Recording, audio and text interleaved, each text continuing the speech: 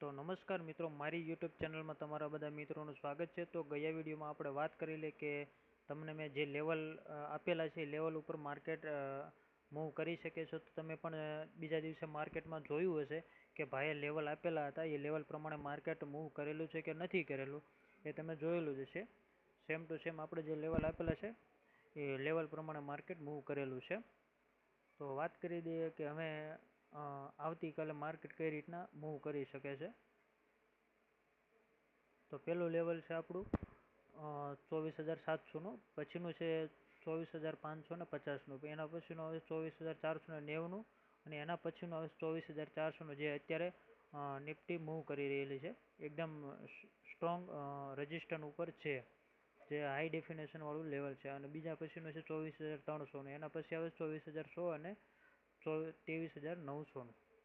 તો હવે કઈ રીતના આમાં ટ્રેડિંગ કરું, આ લેવલ મેં કાઢેલા છે ઓલરેડી.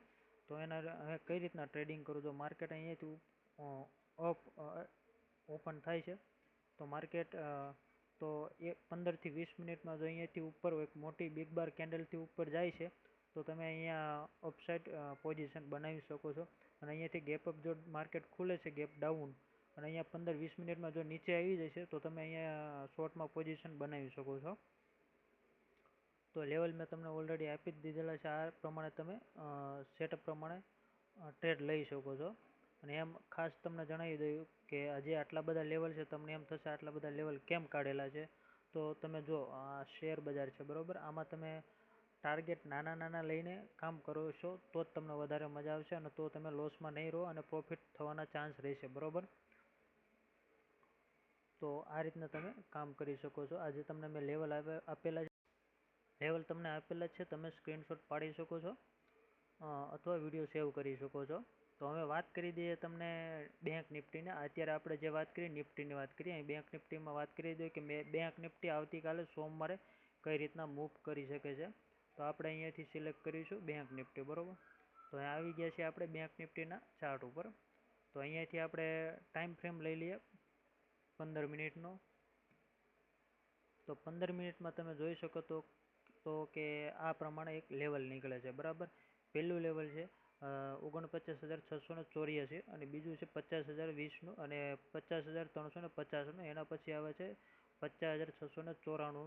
જે આ લેવલ છે એકદમ સ્ટ્રોંગ લેવલ છે. અને જે બેંક નિફ્ટી છે અહીંયા જો તમે જોઈ શકો છો માર્કેટ અહીંયાથી નીચે આવ્યું, અહીંયાથી ઉપર ગયું, પાછું નીચે આવ્યું, અહીંયાથી જે સપોર્ટ લીધેલો છે અત્યારે જે, અને પાછું માર્કેટ ઉપર ગયેલું છે. અને જે સપોર્ટ સ્ટ્રોંગ છે અહીંયા માર્કેટ મૂવ કરી રહેલું છે બરાબર.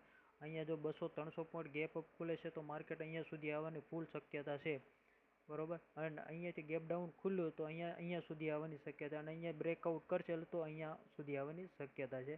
આ લેવલ મેં તમને આપેલા જ છે ઓલરેડી. હવે એમાં તમારે ટ્રેડિંગ કઈ રીતના કરવું, પોઝિશન કઈ રીતના બનાવવાની. તો વાત કરી દઉં કે અહીંયા ગેપ ડાઉન માર્કેટ ખુલે છે, તો અહીંયા જો ગેપ ડાઉન માર્કેટ ખુલ્લું,